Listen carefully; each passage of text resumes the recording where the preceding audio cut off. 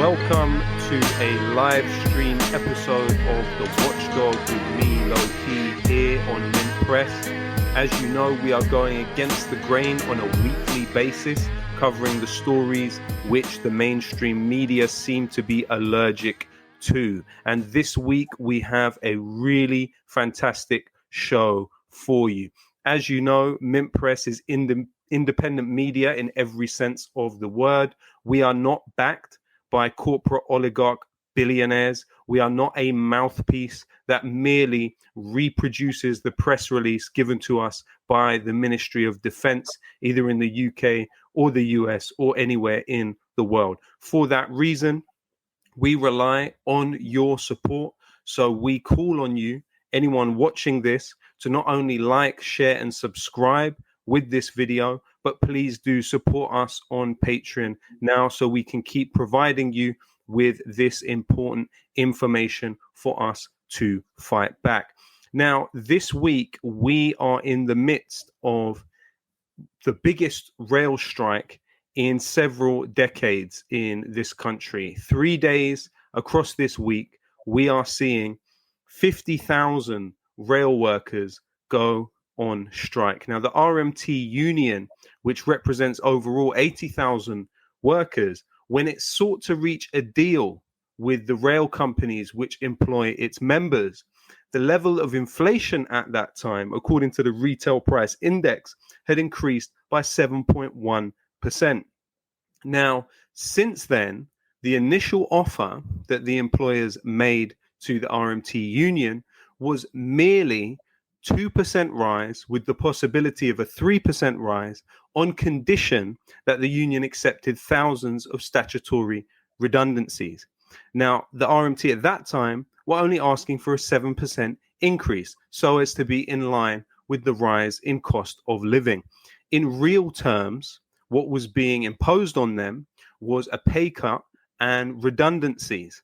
Now, today, we're in a situation where, according to the RPI, inflation stands at 11.7%. That means that the prices of things have increased at a level that wages are not in line with. So now the RMT and their members are collectively bargaining by withholding their labor over a 3-day strike. Now, it is important that we communicate very, very clearly that a win for RMT members is a win for all of us. This strike really only represents a warning shot for an inevitable summer of discontent. Now, much of the focus in what has been discussed here has been on Network Rail. Now, Network Rail is an arm's length semi-public company where the CEO, Andrew Haynes, is paid about £600,000 a year. Now, that is 20 times more than many of those who are striking over these 3 days. In fact, the 73 highest paid employees of Network Rail equate to 15 million a year. Safe to say that none of those people are on strike right now. However, that disparity is symptomatic of a far wider and far-reaching arrangement of our railway system since privatization in the John Major government of the 90s. The railway service in this country is not only a tool through which to siphon resources upwards, it is a conduit through which public funds are being funneled out of the country. What do I mean by that? Now, the 13 train operating firms that workers are in dispute with are owned by only 7 companies. Now, these companies are mostly foreign state-owned enterprises. For example, Abellio, which operates Greater Anglia, East Midlands Railway, West Midlands Railway, and partly operates Northern Trains, is the international arm of a Dutch state-owned rail company. In 2019, Abellio extracted 2.95 billion from this country through the labor of those currently on strike. Now, when we look at Chiltern Railways and cross-country trains, they are operated by Arriva, which is the subsidiary of a German state-owned company. In 2020, the CEO of Arriva was paid 1.34 million a year as his wage. Now, Avanti West Coast is partly operated by Trenitalia, which is an Italian state company. You also have Southwestern Trains being operated by the MTR Corporation, which is a Hong Kong-based company which pays its managing director £1.18 million per year. There are some companies closer to home involved in operating the trains, like Serco. Its relationship with the Conservative government is well documented. The Minister of State for the Department of Health and Social Care, Edward Argar, is actually previously Serco's head of public affairs. And of course, the CEO of Serco, Rupert Soames, as has been covered on this show previously, is both the brother of a former Conservative MP and the husband of a Conservative Party donor. You also have First Group, again closer to home. This is a company which operates Great Western Railway and Southwestern, and it accumulated profits of over £200 million in the last year, and its CEO collects a wage of £840,000. Now, there's a reason when I've said here about these companies, what I've said has only used the word operates, and that is because following John Major's privatization of the British rail system, you had the introduction of what is known as rolling stock companies. Now, those rolling stock companies actually lease the trains to these companies at a fixed rate, meaning regardless of activity, the rolling stock companies get paid a fixed amount of money. So all of this, the much vaunted 16 billion that was put into the railways throughout COVID by the British government, it wasn't about supporting employees. It was about supporting these particular companies. Again, the rolling stock companies which own the trains and lease them to the above companies that I have mentioned for workers to operate are an assortment of vehicles through which profits are extracted from here to elsewhere. So, for instance, you have Porterbrook. Now, this is a company which claims to have been at the heart of Britain's rail network for 25 years. It is owned by German, Canadian, French companies, and also an Australian asset manager. Angel Trains, which claims to operate 1/3 of all trains in the country, it claims that it owns 4,000 trains on the rail system. Angel Trains is in fact a subsidiary of Willow Topco Limited. Now, Willow Topco Limited is based in the tax haven of Jersey, meaning that 4,000 of the trains operated in this country are rented from a company which siphons the profits out to a tax haven. Eversholt Rail Group is another one that is important in this rolling stock companies arrangement. It's actually owned by the Hong Kong-based CK Infrastructure Holdings. Now, those three companies, Porterbrook, Angel Trains, and Eversholt, own 87% of the rolling stock on Britain's railways. These are the material beneficiaries of a rail sector which has seen the average ticket price increase by 23.5% since the industry was privatized. And in 2021, the rail workers and government funding generated an income of £20.7 billion for these companies. It is a simple statement of fact to say that the rail industry can afford to give a rise in wages to railway workers in line with inflation. Now, few of us here have been able to escape the vision of Mick Lynch completely bodying and destroying his interviewers all over the media. And I've sent a video with the Piers Morgan interview to our fantastic producer of this podcast, Manar, who, if you could play the Piers Morgan interview with Mr. Mick Lynch so the audience can see. The sun is shining, the birds are singing, all seems right with the world. Well, that didn't last long, did it? Yes, summer has barely started when all hell's about to break loose. If you're hoping to get a train in the UK next week, well, forget it. Millions of people across the country just trying to go about their businesses are facing utter chaos because rail workers are striking over pay and jobs, and they say it could go on all summer. These 50,000 workers will walk out, meaning and 1 in 5 trains will run. Network Rail estimates that the strikes will cost the rail industry up to $150 million. Well, Transport Secretary Grant Shapps said the strike could lead to rail workers losing their jobs. I appeal directly to rail workers, who I think are less militant than their union leaders. Don't risk striking. Don't risk the industry and your future. Don't risk striking yourself out of a job. Don't pitch yourself against the public. Don't risk striking yourself. You know, my wife's like, "What'd you do after 6 months of doing this?" There's an advert now playing. If Manari would be able to skip the advert. But if you could take us back, there's a point where Piers Morgan interviews Mick Lynch towards a little bit further on in the video. If we can get to that.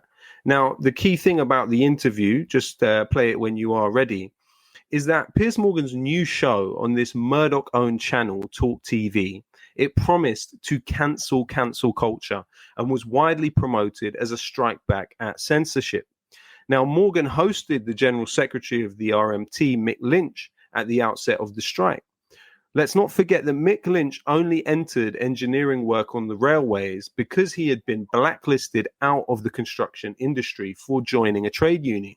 He was alongside thousands of others who were found to be victims of a really existing cancel culture, which entailed the cooperation of special branch and spy cops gathering information on workers and feeding it into a corporate database to be shared with construction companies, hoping to avoid workers that knew their rights on site. Now, Mick Lynch was one of those thousands. His return as a representative of the RMT is a testament to his strength of spirit, and it stands in stark contrast to the synthetic claims of being cancelled from Morgan and other handmaidens of corporate media. Now, in this interview, if we can pull it up, go ahead, if you can play that, Manar.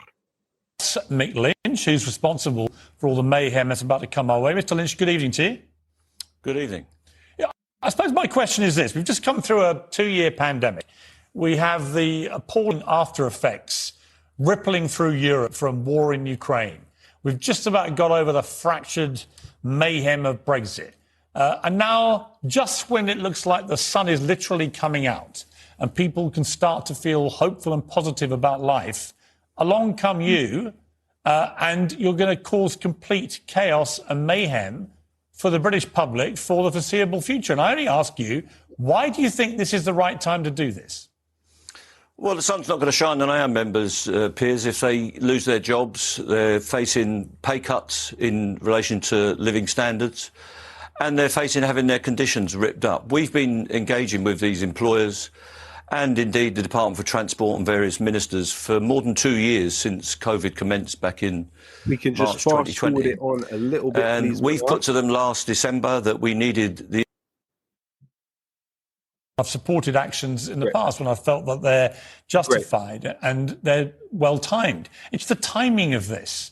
It's the fact that so many ordinary people going about their ordinary lives are going to be facing complete chaos for the next week and maybe many weeks after that.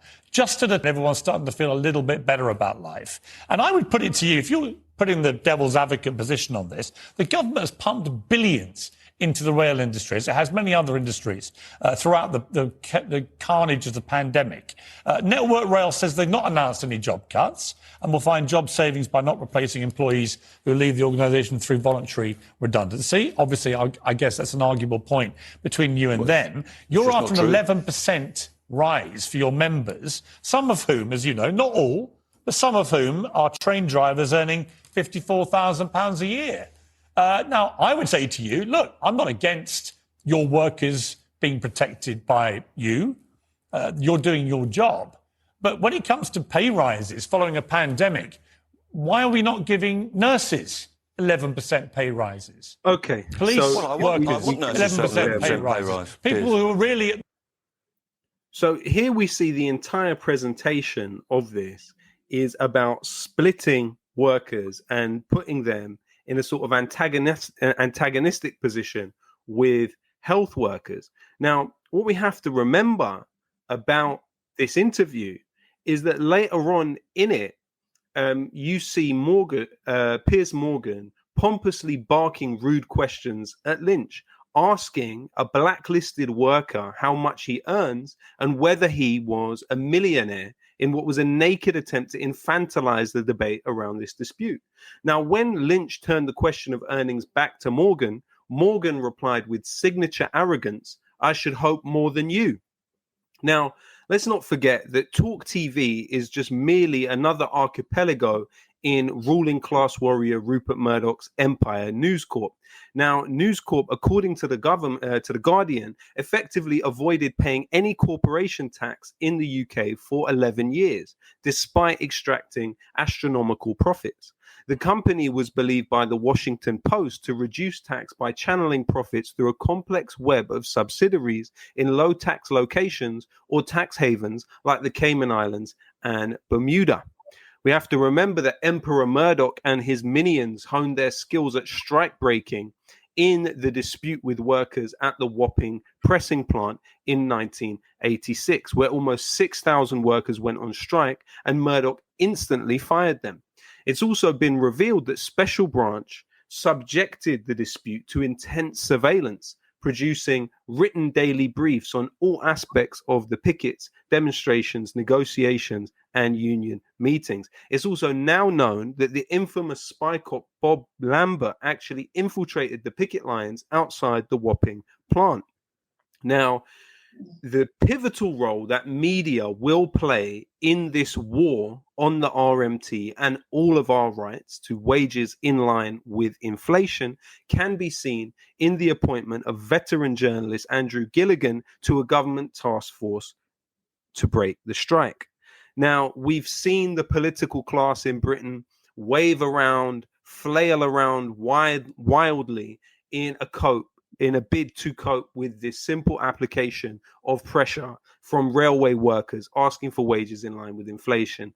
Now, Keir Starmer has characteristically scuttled under a rock somewhere and is yet to emerge with the new lines of sweet nothings that his handlers have prepared for him.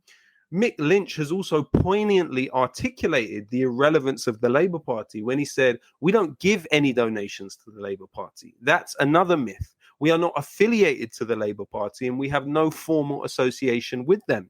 It's not a problem that we can't get Labour on side. It's Labour's problem that it can't get working people on side.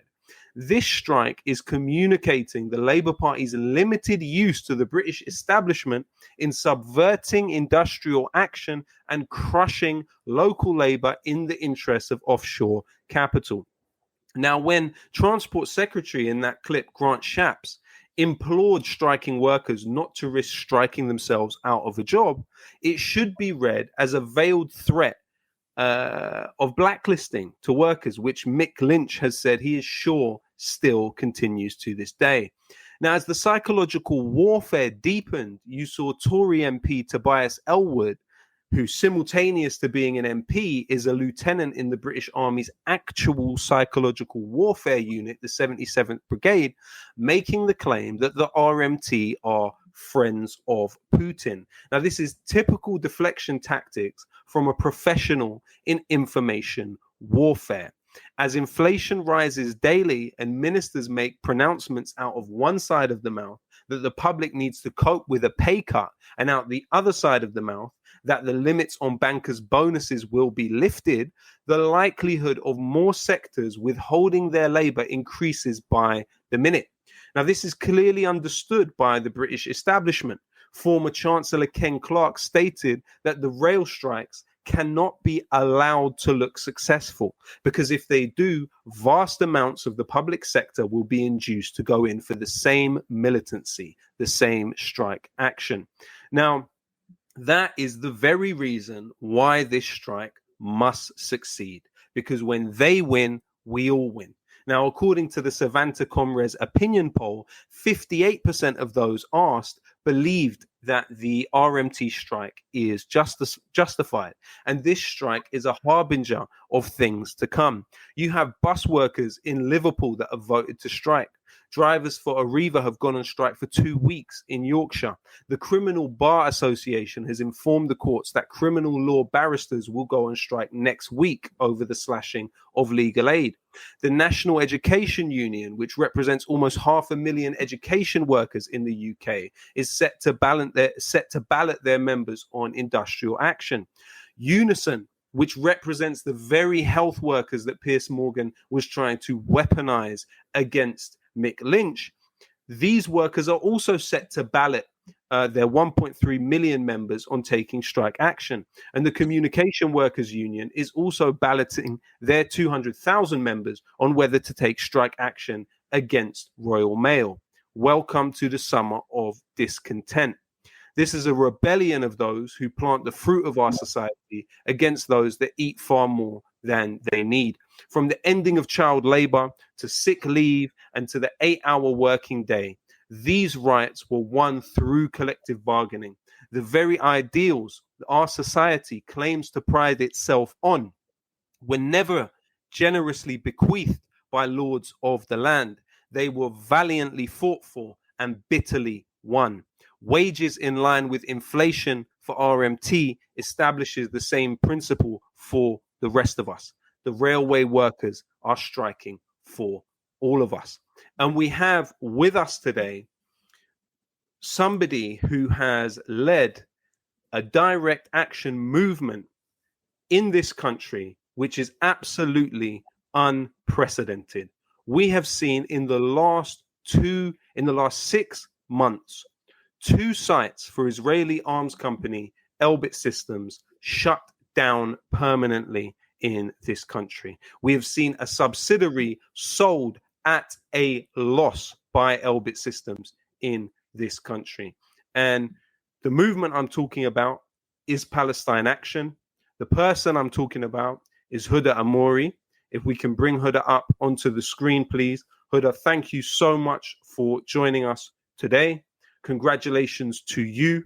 Congratulations to the Palestinian people, to the Lebanese people, to the Egyptian people, to the Syrian people, to the Iraqi people, to all of those who love freedom around the world, to those who have resisted the Zionist project of colonization in Palestine and elsewhere across these last decades. What Palestine Action have achieved in this country will speak throughout the years to come. This is a major, major achievement. Elbit Systems has abandoned its London headquarters thanks to continuous and sustained action by Palestine Action. Thank you so much for joining us, Huda. How are you today? Thank you. Thank you for having me. I'm doing well. It's been a good week overall. So yeah, I'm glad to be on here at the end of it. Absolutely. And if you could just break down for us to start with, what exactly is Elbit Systems? Yeah, definitely. So Elbit Systems is, as you mentioned, Israel's largest arms firm who have got numerous sites here in Britain. They used to have 10 sites and now it's 8 after the launch of Palestine Action. But actually, Elbit Systems was founded in 1966 in Israel. And the main reason, the only reason that they were founded was to aid the dispossession and displacement and ethnic cleansing of the Palestinian people. And since then, they have continued to develop their weapons on the occupied people of Palestine. And then these weapons are often built in part or in full here in Britain, in our towns and cities across Britain, and then they're shipped off across the world to be used in other repressive regimes. Elbit Systems manufacture 85% of Israel's military drone fleet. These drones are constantly used to entrench the apartheid system over the captive population in Gaza. They're used to surveil Palestinians there, but they're also used to attack and murder Palestinians. Not only do they supply the drones, but they also produce 80% of the land equipment used by Israel. We also know that their subsidiary, IMI Systems also produces many of the bullets used by Israel's military. Basically, whenever you see a weapon or an attack on Palestinians and in Palestine, 99% of the time you can trace that back to Elbit Systems. If they're not producing the whole weapon, they are producing parts of it. This is a company whose whole business model is based on the destruction of Palestine, and as such, they actually market their weapons as battle tested. That means that they literally test them on Palestinians in Gaza. When we see the assaults that happen there, often we hear it on the news, but we don't see that actually this is another opportunity for companies like Elbit to develop their weapons. In May last year, in May 2021, during the assault on Gaza, there was an interview with an Israeli military general who basically said that not only does Elbit provide them with the weapons to use to attack Palestinians, but they are also working alongside the Israeli military to help conduct the strikes. So they are both arming the apartheid regime and directly a part of the apartheid system against the Palestinians, who, of course, because Britain has been supporting the colonization of Palestine for over 100 years, has a strong presence here in Britain. And that's exactly what we're trying to end through direct action. And just to confirm, I understand that Elbit Systems have had a key role in building the apartheid wall, which has widely been condemned as illegal. What other kind of security infrastructure has Elbit been involved in building, especially on this issue of sort of freedom of movement? Could you tell us a little bit more about potentially Elbit's role here in preventing people from moving around?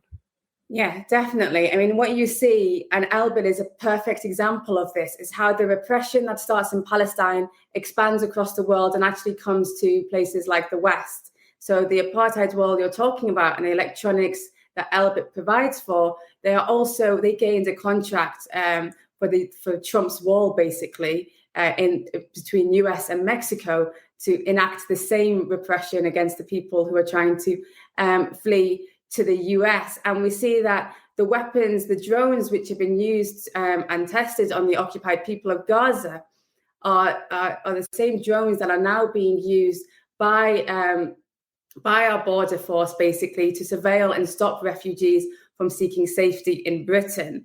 Not only that, but actually our police force is now piloting these drones because they want to phase out helicopters, basically, and bring in these drones for surveillance, basically, to surveil all of us. We also see this actually in Glasgow, for example. The Glasgow City Council had a deal with NICE, which is owned by Elbit Systems, to use the same facial recognition technology that they are using against the Palestinians in Palestine. Right. And also, there are hundreds of thousands of Indian soldiers occupying Kashmir. What is the relationship between Elbit Systems and the Modi government and the Indian military? So India is actually the largest importer of arms from Israel. So again, the weapons used on one occupied people, the Palestinian people, we are seeing being used against the Kashmiri people. So not only are we connected in so many ways to different struggles through the repression and the resistance Palestinians show, but also the companies that profit from the repression in Palestine are the same companies who are profiting from other people's repression. In a sense, they are intersectional in the sense that they will supply any regime that will take their weapons, no matter what human rights abuses or violations of international law that they are committing. And of course, they wouldn't care about this because Israel is an apartheid state. So they would not have any other moral compass when it comes to supplying other regimes. We've seen, for example, the drones that Elbit uses, a model based on that. The Watchkeeper drone is built in Elbit site in Leicester. On their website, they openly admit and brag that these drones have operated for over 100,000 hours in Afghanistan and Iraq. And Elbit here, not only are they building components and weapons which go back to Israel to be used against the Palestinians, but they're also making deals based on the fact that they can develop these weapons on the occupied people of Palestine with the Ministry of Defense here. And every single time they make more deals, they are encouraging the further, the continuation of the apartheid regime, because now Britain is massively benefiting from it and making deals with companies like Elbit Systems. They are hand in hand working with these companies and aiding Israel's apartheid regime every step of the way. And that's why we in Palestine Action do take drastic action, and we take direct action to stop these sites from manufacturing, because we've given up essentially on appealing to the powers that be, or appealing to the same government that has been complicit in the colonization of Palestine for over 100 years.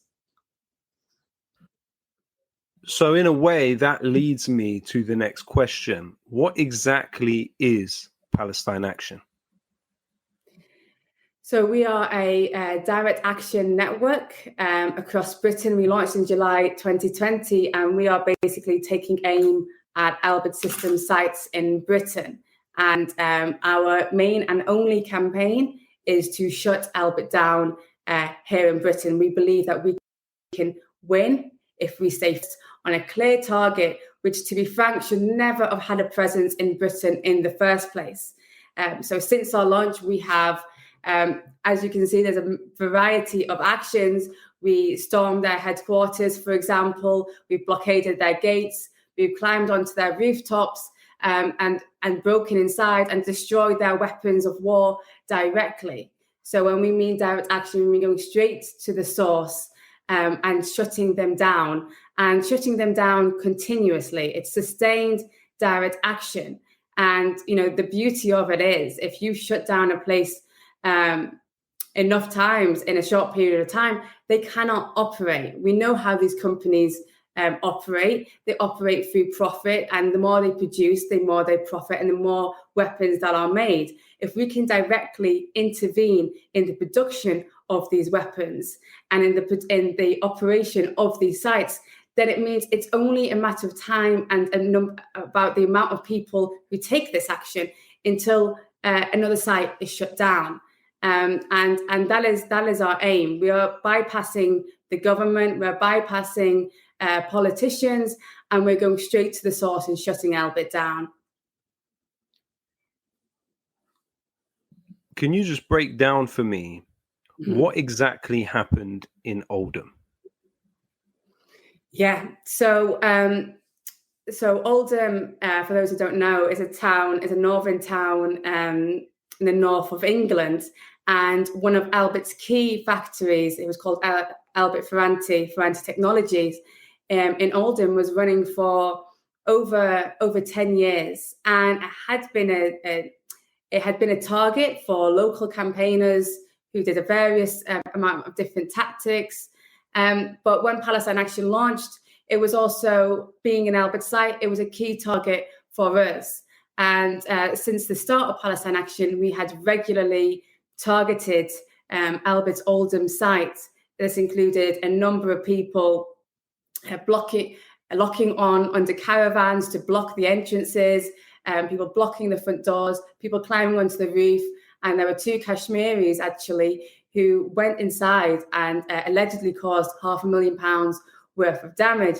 And obviously, Kareem, you performed outside there as well during one of the protests. And we just heard in January this year that they sold off their factory in Oldham at a loss. So that was the first, huge victory for Palestine Action and for the people of Oldham, and of course the Palestinian people and all those affected by Elbit's weaponry. But it was also confirmation and reassurance that the strategy of direct action worked. And what it required was to emulate that success across all of their sites in Britain.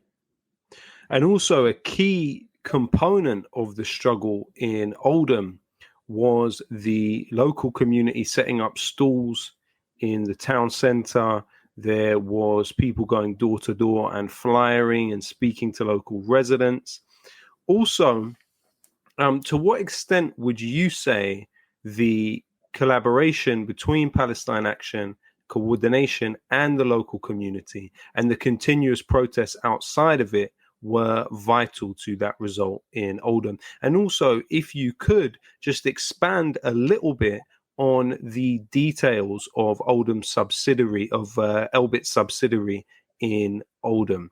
What was it called? What was it? How much was it bought for, and how much was it sold for? Yeah, definitely. So the community mobilization in Oldham was brilliant to see, and actually, it's quite sickening, but in a way, it's an advantage to us that many of these Elbit sites are actually placed in communities where there is a high population of Kashmiris or people from Muslim background and people who are supportive generally of the Palestinian people. So I think the community mobilization in Oldham was really just about people finding out that that company was there. And when they did, no one wanted the company there and was shocked that it was allowed in there in the first place. And, you know, from May 2021, there was regular protests every week outside that factory. But also when it came to the direct action that happened there, you know, the community came out quite big numbers every single time to support those activists who went on the roof, or to support the activists who were arrested, or to wait for them outside the police station. So there was always this collaboration and mutual respect and support for each other, and working together in that sense, not necessarily in a very manufactured, how we're going to do this together, but it was kind of more fluid and natural. And actually we saw this, you know, in other places, which I'll go onto. But this factory, so it was announced, there were rumors for about a month or 2 months beforehand that this factory was going to go, but it was nothing confirmed. I think it was the morning of January 10th when this Elbit press release came out. And, you know, they said that they were reorganizing their activities, which meant selling off this subsidiary, which they sold for 9 million, despite the fact that they bought it 10 years before for 15 million pounds. So actually that, you know, and as we know, inflation is always on the rise. That is actually a massive loss for that company and goes against the very nature of Elbit's strategy outside of the apartheid state, which is basically to acquire as many companies as possible, to expand their portfolio and their brand as far as possible, rather than to basically shut their doors and pack their bags and leave Oldham. But when it came down to it, you know, if it's impossible to operate, if it's impossible, and, you know, in the Oldham site as well, what we saw was the amount of security that they kept paying for. You know, so after every action, the security would increase slightly. And they at one point had several security guards, including with dogs, sometimes patrolling the roof, and they still couldn't stop activists from breaking into their premises and destroying their equipment. We saw in May last year that local police were stationed outside their factory during the assault on Gaza to protect Elbit during that time, because they knew that you could trace back what was happening to a certain extent to factories like that in Oldham, and that people weren't going to stand for it. But despite these measures, when it becomes impossible to secure yourself as a supposedly, you know, multinational defense company, it's embarrassing for them. But also it's impossible for them to continue. They need security, they need privacy. And if you consistently violate that and damage them before they're able to send these products off to another place, then the only option left for them is to pack their bags and leave. And that's where we're at, you know, in terms of the actions that we need to take. We need to leave no room for anything else but for them to go. Absolutely. Now, could you just give us an outline of how Elbit Systems, this massive company with networks in many different places, with a lot of power, billions of dollars passing in and out of it and through it, was bullied out of its London headquarters by Palestine Action? Yeah, definitely. So actually, we launched Palestine Action by myself and some others there was a handful of us, and we were very kind of like very grassroots in the sense that the cardboard stencils we had was cut in my front room very badly, and we'd gone in with like leftover paint, and we just decided to storm their offices with a videographer at the time. And when we went in the first time, we were massively outnumbered by security, but we still managed to cover their offices in red paint, and we promised them that we would be back. We left on their walls that we would be back, and we went back a week later, and we kept coming back. And actually, those videos that people saw was what launched Palestine Action. And at that time, we had lost any faith in government, but we still had faith in people. And we knew that if enough people knew about Elbit, and if they saw the power of direct action, that they would join, and they did. And so several actions continued against their London headquarters. At the same time, there was a campaign against their letting agents, JLL, Jones Long LaSalle, which involved numerous actions defacing their offices across their sites in Britain. They're like the second biggest real estate agent, I think, in the world, or at least in Britain.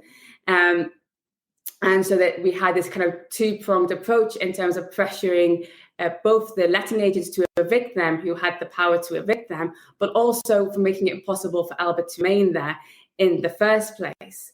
And actually, all of this kind of built up, but in the end, the kind of tipping point was, I think it started in April, there was constant direct action outside of the doors of 77 Kingsway, where their headquarters was. This involved many activists locking on, throwing paint all over their building. Some points it was twice a week, and that happened for a few weeks, actually, until we heard the news that they had enough and they were going to leave their headquarters. So it was an absolutely brilliant victory to have, and not long after we forced them out of Oldham.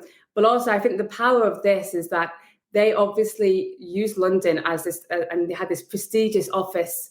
And before Palestine Action started, they had all these plants outside, this overhang, and it looked very, expensive, like they would want to, impress whoever they're meeting, whatever politicians they're meeting, possibly, or other businesses. But in the end, it ended up looking absolutely horrendous because they kept boarding it up, etc. And I think they just had, we don't know actually completely what happened, if Elbit decided to leave from their own accord or if the landlords evicted them, but we will know exactly, we will know that very soon when it comes to our court cases.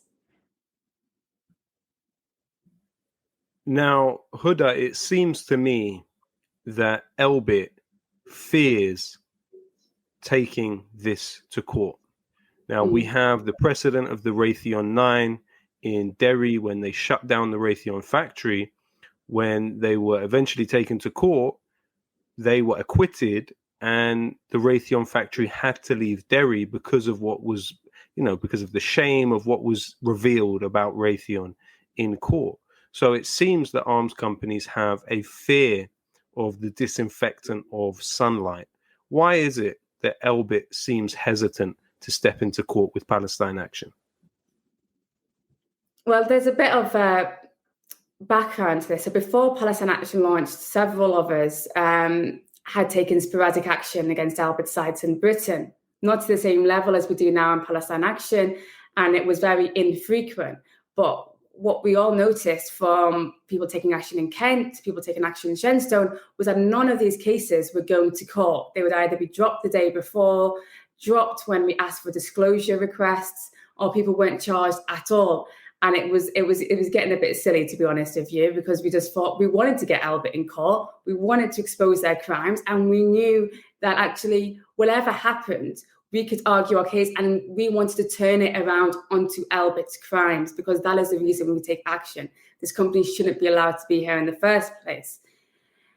I think with Palestine Action launching, and the sustained action and the increased damage to their sites, and some actions knocked them out of production for several weeks, they were put into a dilemma that we want them in, which is basically, if we don't prosecute, then they can just damage all of our buildings with no consequences.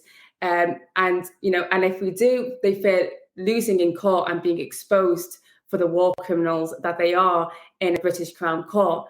And so I think it's very clear that Elbit do not want the scrutiny over their operations in Britain, and they don't want to accept defeat. They've already had to accept defeat at 2 of their sites, and having to be then embarrassed by the court system, it's further, paying to their already existing injury when it comes to this. But also, like in Derry, when you're found not guilty, especially at a Crown Court level, then it proves that not only do you not have protection because activists will do everything they can to shut you down, but you don't have any legal protection in this country. So if they lose in the courts as well, then, we're going to see many more sites closing down and then packing and leaving Britain for good. So we have seen, I think over 20 cases at the moment going on.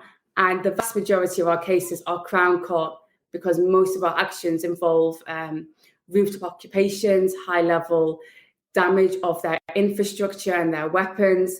And this puts it into a Crown Court, which is trialed by a jury. Now, we want to be in front of a jury. But what has happened by chance, supposedly, is that only the magistrate's court case went first, which is in front of one judge, and you're much less likely to win in that situation. But still, in the first court case, which was a magistrate's court case, a magistrate's judge found the activists not guilty of committing any crime, despite the fact that they openly admitted to throwing bottles of red paint and locking on to blockade their doors. Actually, he said that the actions were justified in comparison to what this company does. And I think anyone who is sane will see it the same way. And to be honest, when it comes to a jury, I think most people, unless you're profiting from the arms trade or benefiting from it, do not support the building of weapons to murder other people. That goes against everything we're, taught as human beings. What do you make of the recent visit by a delegation from the Israeli police to Hackney to meet with the Met Police there? I think it's absolutely abhorrent for them to do that, but I'm not really surprised. Actually, I'm more surprised that they would openly publicize it.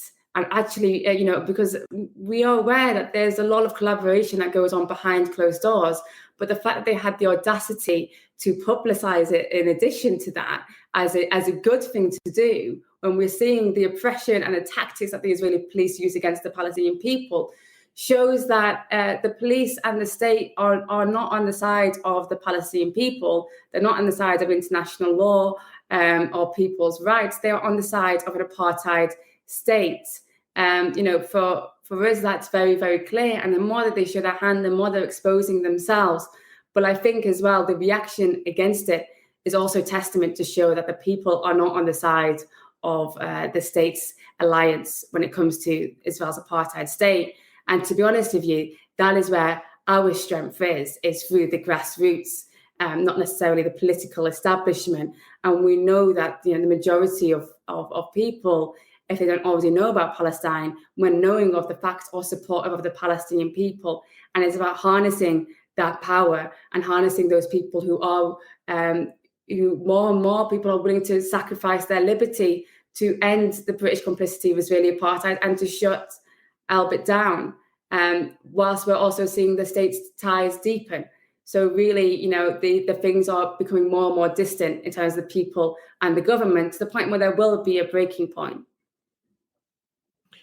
Now, there's been an article published today, I think, by Kit Clarenberg in the Electronic Intifada, in which he questions whether new legislation being pushed through by Priti Patel is targeting Palestine Action.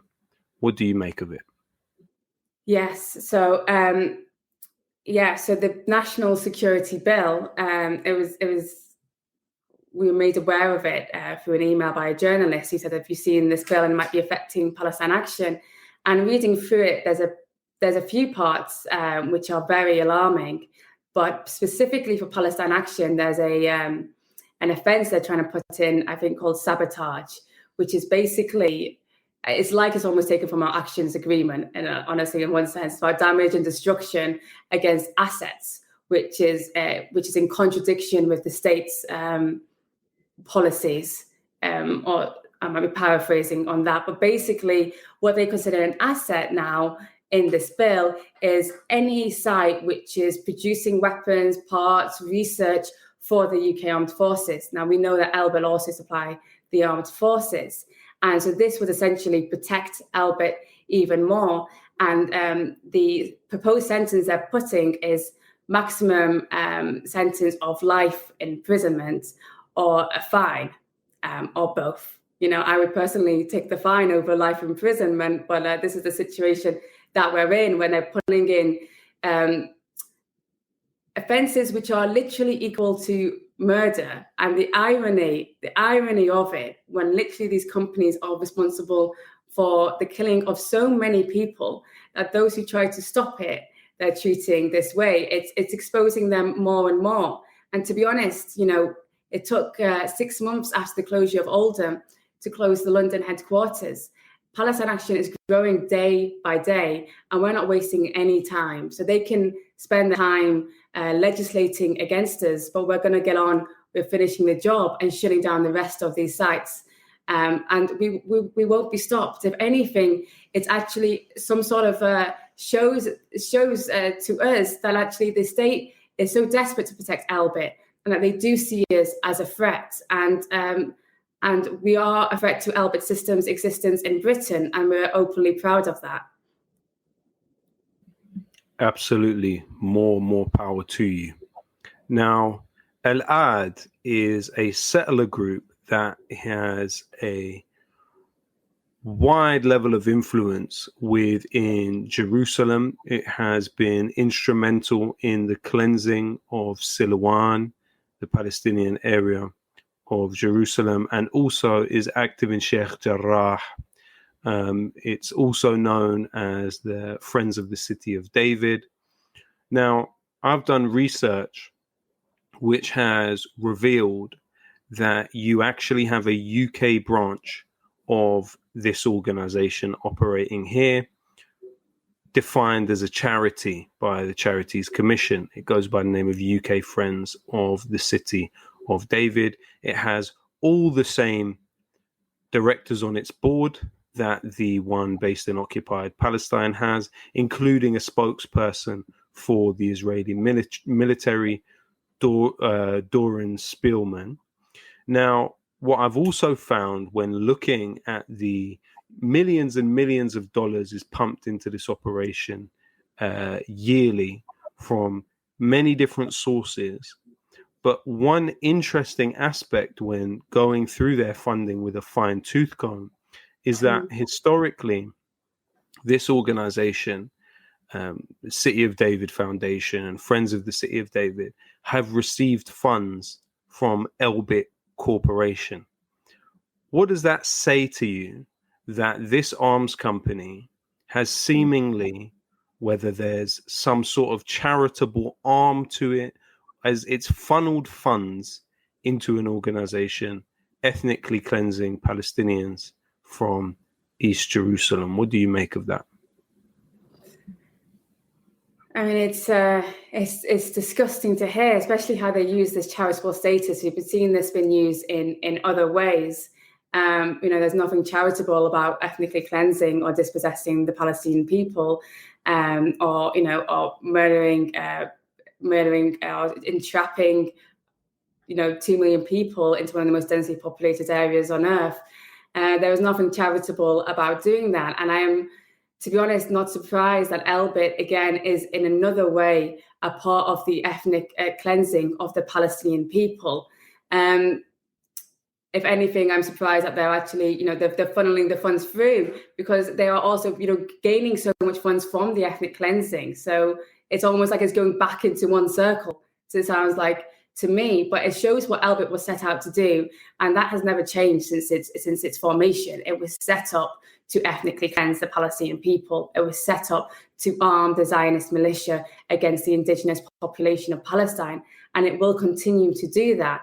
And every time it's making deals abroad and it continues to operate, all it does is further that aim. And that's exactly why we have to dismantle this company and not allow them to operate here in Britain, where in comparison to Palestinians or to others who are at the end of these weapons and these repressive tactics, we do have privilege and we do have an ability. Whatever state tactics that they try against it does not compare at all compared to those used against the Palestinian people.